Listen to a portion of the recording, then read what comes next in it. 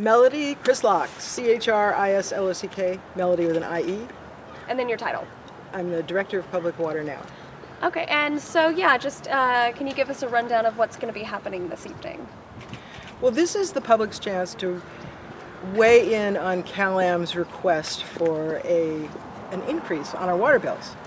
So the problem that's we need to address here from the public's perspective is that CalAm says they're asking for an 18% increase over the next 3 years.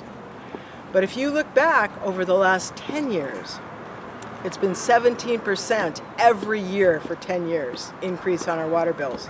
So do we trust that this is 18% over 3 years? No. And here's why.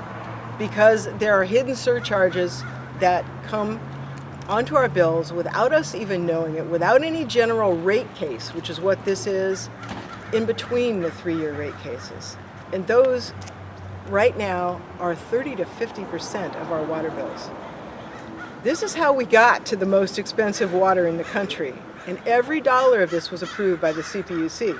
So we're here tonight to try to hold CalAm and the CPUC accountable for regulating this utility the way they're supposed to. At this point, they have these surcharge accounts. And those are like, remember the $64 million that we all paid for the water we didn't use because we conserved so much? That's called a RAM charge. So those are on our bills. That's still on our bills. It's 5 years that it's going to be still 2 or 3 more years that it's on our bills to pay off that $64 million for the water we didn't use.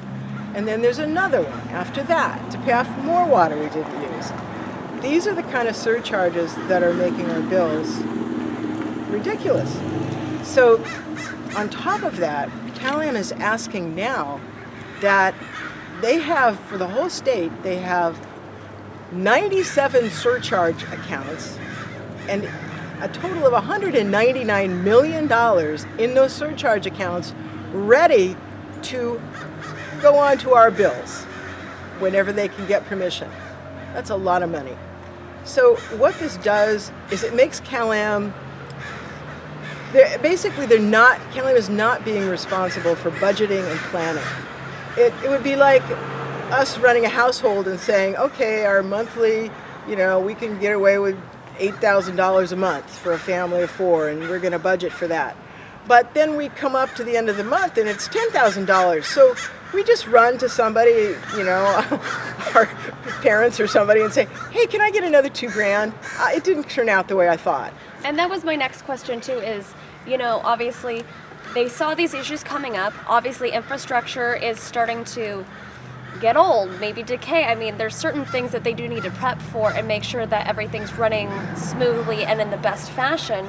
But do you think that they waited last minute to do this and are kind of freaking out of, oh my gosh, we need more money? Or should they have prepared a lot sooner for this? It's hard to know what they did. But the only major infrastructure they've done was the Monterey Pipeline, which was $50 million. They just put that on our bills. 12% went on our bills in November, 3 or 4 months ago. But we're not even looking at that in relationship to the 10% they want next year, or the 18% they want over 3 years. This is the problem. The CPUC is not looking at this overall with all the charges that CalAm wants to put on our bills. It's piecemeal. They look at the general rate case, and then they look at this advice letter and this RAM charge, and they basically all get approved, and then we end up with these horrendous bills. So what do you think is the best step in the direction? I mean, obviously, from what you say, this isn't realistic.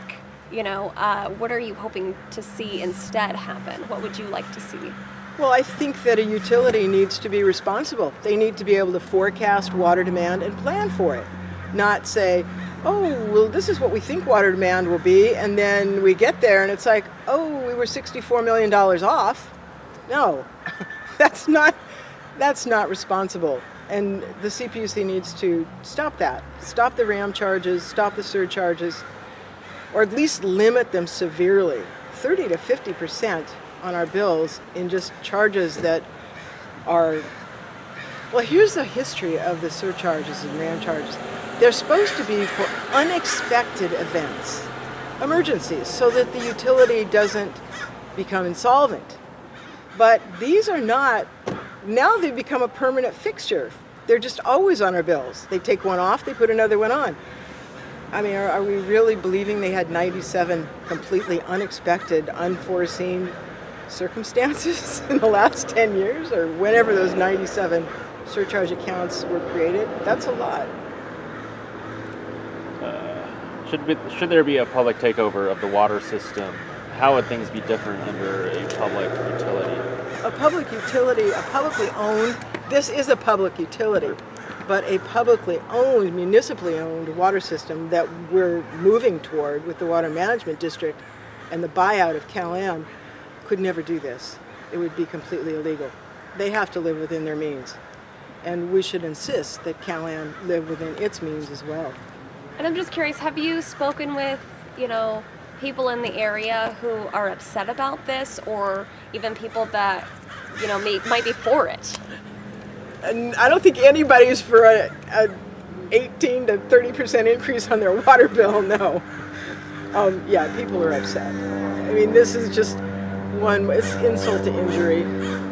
I mean, and there's, not to mention that right now on this desal plan of Cal-Am's, they're $144 million into this. No water. We don't know if there'll ever be water from this. Are we going to have to pay for this $144 million?